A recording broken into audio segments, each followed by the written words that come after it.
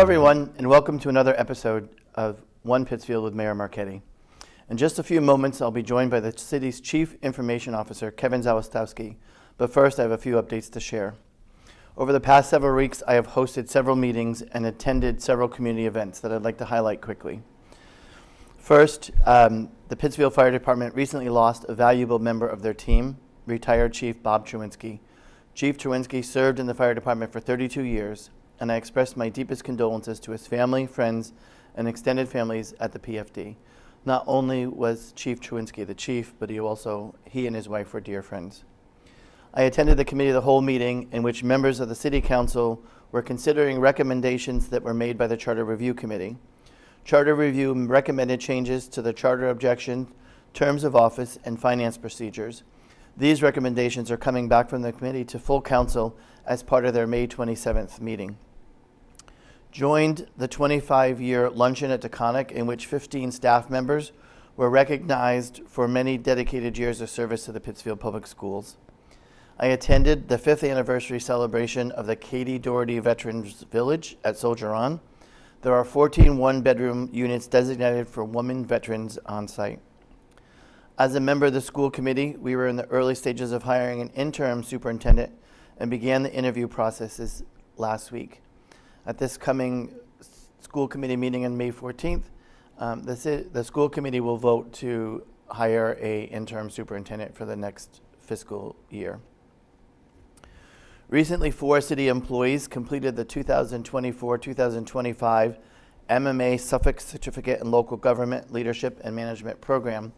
Congratulations to Tony Gattuso, Brandon Gill, Michael Obasahan, and Brittany Walsh, all employees of the City of Pittsfield that attended that 26-week school. I hosted a tour at City Hall for a class of students from Bart Charter School where they asked many questions about local government, and then we let them loose to tour City Hall. Some of the community events that I celebrated over the last couple of weeks. First, Arbor Day celebration at the United Church of Christ, where we celebrated a tree that had been planted for over 100 years. NAMI's annual Cupcake Wars, the RSVP annual Volunteer Recognition Luncheon, National Day of Prayer, First Fridays at 5, where WNYT News 13 was in attendance and did a live broadcast from 4 to 6:30 in our downtown, interviewing many of our local business owners and organization members, highlighting everything that Pittsfield has to offer. We had a very rainy Conti Community School ribbon cutting ceremony for the installation of a new bike rack. Conti School was one of the 3 schools in the state to receive a MassDOT grant for school safety approaches to school.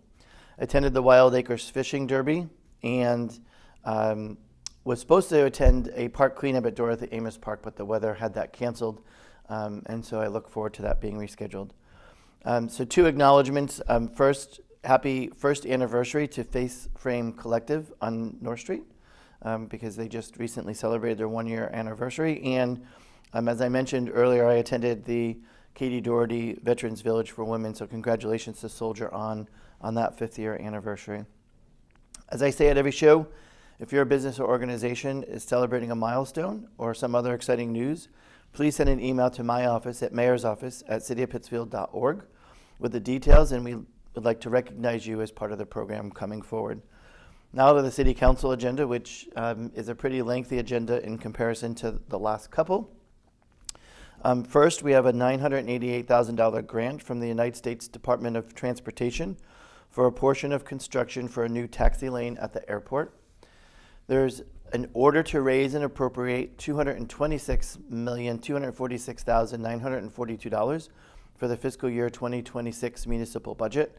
And the City Council will refer many of these orders that I'm talking about to Committee of the Whole meetings that will take place over the month of May and the beginning of June, all as part of the budget process.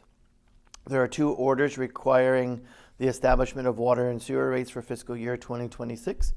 Those 2 orders will complement what we did last year, where we put our water and sewer rates on a minimal yearly increase so that folks can plan what those increases are, and both of those increases come in at less than 10%. There's an order appropriating $340,350 for parking-related expenditures pursuant to Mass General Law, Chapter 40, Sections 22A through 22C for the fiscal year beginning July 1st, 2025. An order authorizing the use and expenditures of the city's current revolving funds pursuant to Mass General Law, Chapter 44, Section 53E and a half for fiscal year 2026. An order authorizing the city treasurer with the approval of the mayor to borrow under the provisions of Mass General Law, Chapter 44, or any other enabling authority, an aggregate sum not exceeding $7,016,000 for enterprise fund expenditures for fiscal year 2026. An order appropriating $2 million from certified free cash to reduce the fiscal year 2026 tax rate. An order authorizing the city treasurer with the approval of the mayor to borrow under the provisions of Mass General Law, Chapter 44, or any other enabling authority, an aggregate sum not exceeding $9,727,000 for general fund capital expenditures for fiscal year 2026. An order transferring and appropriating $2 million from certified free cash for street improvements. That combined with the almost $1.9 million of Chapter 90 money will allow for about $4 million of street improvements for fiscal year 2026. An order authorizing and appropriating $80,000 from certified free cash for the purchase of new voting machines. An order transfer and appropriating the amount of $1 million from overlay surplus to a capital account for the purpose of building improvements to Old Town Hall. And 3 orders related to the community preservation funds for both fiscal year 25 and fiscal year 26 budgets. As you can see, we are full-fledged beginning budget season with the May 13th City Council meeting. Other items that are coming forth. First, there's a resolution that was adopted by the Pittsfield Board of Health at their April 3rd, 2025 meeting in support of Senate Bill 860 and House Bill 1405, an act establishing Medicare for all in Massachusetts. And I'm putting that resolution through and asking the City Council to approve it. A review of financial reports for fiscal year ending June 30th, 2024, so the city's audit for last fiscal year. An order transfer and appropriating $75,000 from certified free cash for renovations to the Controy Pavilion located at Burbank Park. An order authorizing and approving $26,000 between line items within the fiscal year 2025 unclassified budget. An order to declare a surplus and authorize the sale of city-owned property located at 21 Eleanor Road. An ordinance establishing a flag display policy for the city of Pittsfield. An ordinance amending the code of the city of Pittsfield, Chapter 14, Section 14-12. This is an ordinance that is to maintain streets, parks, and other public and private ways within the city in a clean, sanitary, and accessible condition while adequately protecting the public health, safety, and welfare of the community. The use of streets and public areas within the city for camping purposes or for storage of personal property interferes with the rights of the public to use the areas for which they were intended. Such activity constitutes a public health and safety hazard that adversely impacts residential neighborhoods and commercial areas. There is already a park rule that talks about no camping in our parks. This is an opportunity to solidify that some more, and we'll have more conversation with this, and we'll talk about how often city employees need to be attending to abandoned encampments and cleanups and the cost that those abandoned encampments cost the city of Pittsfield as we go forward through this process. Also, I've been working with the Pittsfield Police Department to tie up some of the ordinances that we have. Some of the ordinances that we have are pretty vague, and it makes it harder for the police to do the work. So there's an ordinance amending the code of the city of Pittsfield, Chapter 14, Section 14.7-1, that deals with the consumption of alcohol in public. And this proposed amendment change to the ordinance makes it unlawful for any person to possess an open container of any alcoholic beverage while on, in, or upon a public way, sidewalk, common, park, conservation area, recreation area, or beach upon which the city of Pittsfield owns the property. Previously, Section 14.71 did not include possession of any alcoholic beverage as an unlawful violation. It required the police officer to actually catch someone consuming the alcoholic beverage. So I could be holding an open beer can in my hand and that wasn't a crime. It wasn't until you saw me sip out of that can that it became a crime. So we're just trying to tighten up the language for PPD's enforcement.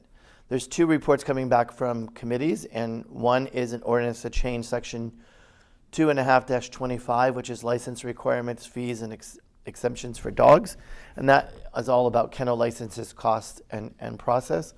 And then an ordinance to designate members of the Affordable Housing Trust as special municipal employees.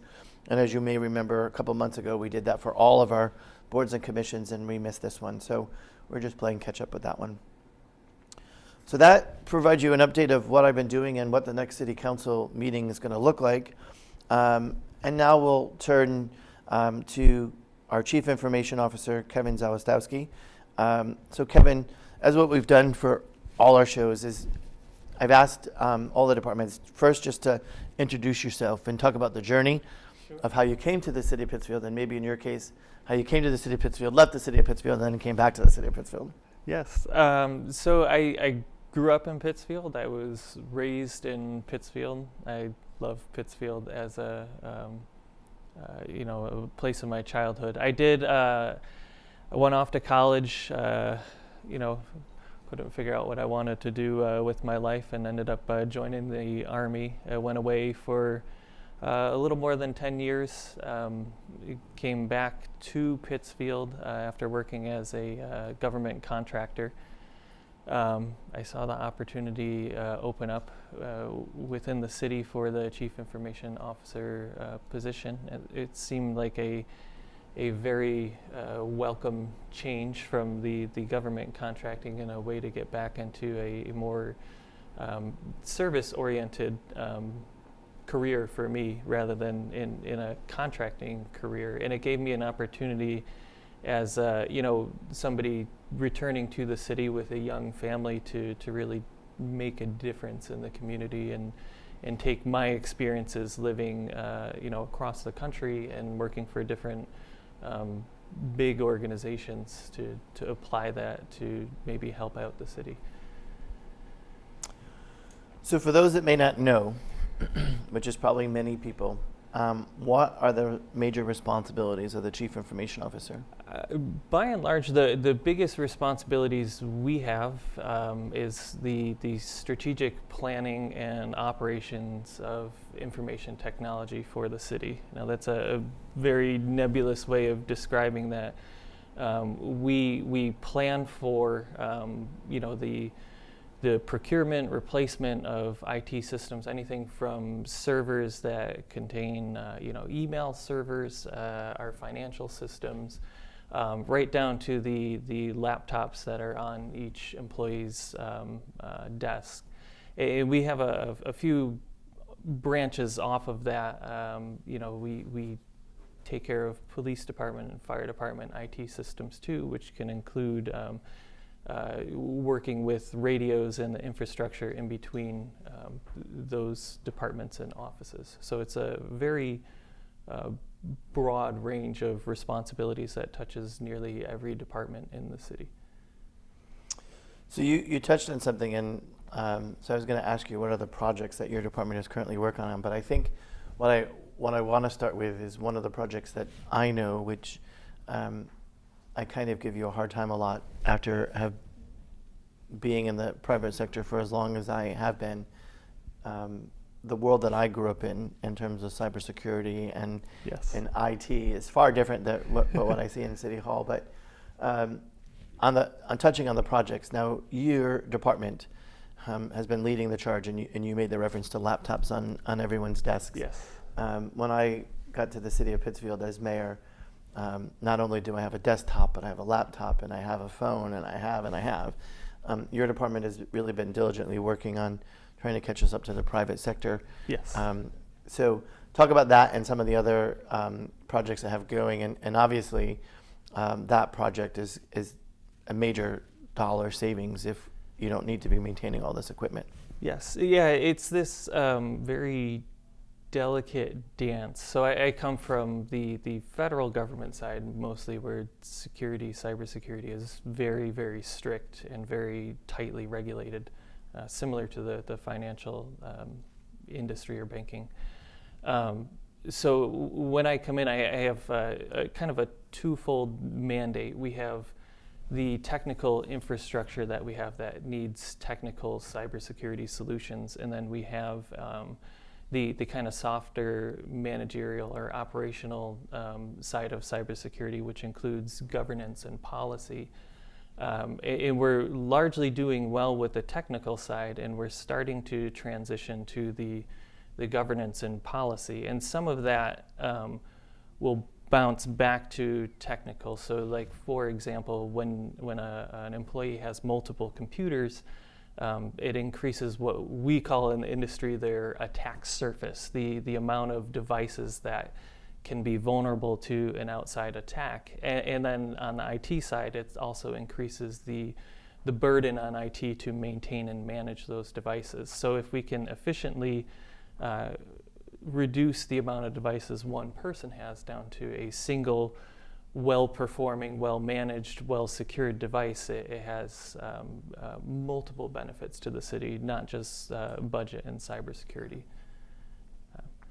And then we can follow up with that with the kind of the governance and, again, the policy that really mandate that we intentionally and purposefully secure these systems, so that us differing from the financial industry or banking industry is actually not that much different, that we do have cybersecurity rules to follow, and that, you know, the community employees have expectations when it comes to cybersecurity. So one of the projects that your department is working on, with the help of all the other city departments in some way, I would guess, is our new website. Yes. And that's coming to us, brought to you by a grant. Yes. To help us also from a cybersecurity and security purpose change our domain name and provide some more security for the city. So talk to me a little bit about the project, and talk to me about when the residents can expect to see that project. And Catherine kind of stole some of your thunder at the last show talking about it. That's all right. The more communication about the website, the better. This is one of the more exciting parts of my job. Otherwise, IT is relatively boring to most folks, but this is a public-facing project that we have. Residents can expect the website to change to pittsfieldma.gov shortly after the fiscal year, if not. It should be around July 1st. That's the scheduled time for the transition. Residents will also see a transition shortly after of municipal email addresses. We'll have the same domain name. So instead of kzawistowski@cityofpittsfield.org, it will transition to kzawistowski@pittsfieldma.gov. Now, with both of those transitions, I want to remind residents that it will be as seamless as possible. So if you forget that there's a new web address, a website for the city, and you go to pittsfieldma or cityofpittsfield.org, you will be redirected automatically to the correct website. And that goes for email too. If you email my old kzawistowski@cityofpittsfield.org, it will be forwarded to the kzawistowski@pittsfieldma.gov. So that will hopefully be as seamless as we can possibly make it. And that .gov transition does add to the, on the cybersecurity side, the trust of the domain, the legitimacy. There's only government agencies can get a .gov domain. It's a pretty frustrating process to actually go through the federal government, in this case, to have them grant that domain. It's a very strict ownership. And then there's some very strict, if you want to get on the technical side, some DNS rules about what sort of traffic can go to and from a .gov domain that gives us some security. And it gives the residents the reassurance that that when they go to a website that's pittsfieldma.gov, that is in fact a legitimate website, and that email coming from that .gov domain is in fact a legitimate employee. I wish you all luck on that. So in my private banking career, I was Senior VP of Retail Banking and Operations, and the website was one of the things that kind of blossomed there in some aspects. And we always had the desire to keep putting stuff on different pages. Yes. So here's our CDs on this page, but here's our CDs on this page. And I'm sure as the team is going through the website, we are finding information located in 2 or 3 different locations that are probably not saying the same thing anymore. Yes. Because we know it's on this page and we go make the correct changes, but the other 2 pages we forget about. So to you and the team, I know we say tell them again, but from a website point of view, tell them once on a certain page and leave it be, because it makes it easier. I think residents will see an improvement to that with the current website. The current website's not terrible, but it's long in the tooth. It's been around for a long time, so there's a lot of old dormant information that's hard to get a handle on. So as we make the switch, the new website will have fresh data and all these search engines, and which will return more relevant information, and it gives us an opportunity to kind of hit that reset button. So hopefully residents will see that when they Google their recycling calendar, they'll actually get the most recent calendar. And not the one from 5 years ago? Yeah, that is a challenge that we have limited amounts of control over. It's all good. Yeah. So your team has also been involved in implementing some public Wi-Fi. Yes. Most of downtown now has public Wi-Fi. How can the people find the public Wi-Fi, and where can they access it? So currently we have Wi-Fi extending from near the Colonial Theater all the way to, I believe, Maplewood Ave by Dottie's, down North and South Street. And then it's in the Common and within the Senior Center and City Hall. It should be broadcast as Pittsfield free Wi-Fi. Right now, we have a second grant that we've been awarded, implementation grant, that's going to help us pay for signage to alert residents that there is free Wi-Fi in certain locations throughout the city. And we have some future expansion projects as well for the Wi-Fi into a few more parks in the city that will be announced shortly once we have it really a plan solidified for that. And then within our next fiscal year's budget too, we have a bit of expansion for bandwidth on the Wi-Fi. For any residents listening that have experienced bandwidth issues, we're aware of it, and we're going to increase that bandwidth a little bit. So we're almost running out of time, so the next question you're going to love to be able to be brief on anyways. But yes. We've talked about cybersecurity being a really large part of your job, and obviously we're not going to share with the folks at home what we're doing to protect ourselves, but maybe you can just share some helpful tips with the folks at home of how to keep themselves protected, right? There's some obvious scams and things that happen that kind of entice you to click here or click there or do some of this stuff. Let's just get the folks at home a little bit of safety background for themselves. Sure. A healthy bit of paranoia, and I stress healthy because it can keep you up at night, is a good thing. So always think before you click, whether it's a text message, whether it's an email, and whether it's work email or your private email or Facebook. All of these are avenues for people to try and steal and manipulate information. Use multi-factor authentication or two-factor authentication where possible. It's frustrating, but it does help. And do not reuse passwords for very important accounts. So your Facebook account, please don't use the same password that you use for your banking. Those are big. And you should always stop and question if you're down clicking links or responding to people. If they ask for money or any sensitive information, you should stop immediately and maybe reach out to that organization through your last known good contact and call them and make sure that who you're talking to is legitimate. Right. And double check the email address, because a lot of times it looks like it's coming from the person that you think it is, but if you hover over that email address, you're going to find out that it's not even close. Yeah, and unfortunately, we're seeing a lot of account takeovers, so the email address now could very well be a legitimate email address. So still be skeptical if your mom emails you and says, hey, I need you to log into my bank account or give me your bank account information, it still just could be your mom's actual email address. However, it's compromised, so be skeptical. Well, emails, text, whatever, Yes. bank account information, social security number, personal private information. Pick up the phone and call the person and provide them with the information, Exactly. rather than a text or email, because you never know who's got access Yes. to that as it's going. Well, Kevin, half hour goes by fast, especially when I take up the first 15 minutes to very provide important. updates to the public. But I think it's important that all the department heads get an opportunity to discuss what their departments are. And, you know, I'm only as good as the team that's behind me. And I think it's important for the folks at home to know who that team is. And so I appreciate the fact that you've Yes. joined us today. Thank you for having me. Folks, we're almost out of time. And so I'm glad you joined us for another episode of One Pittsfield with Mayor Marchetti.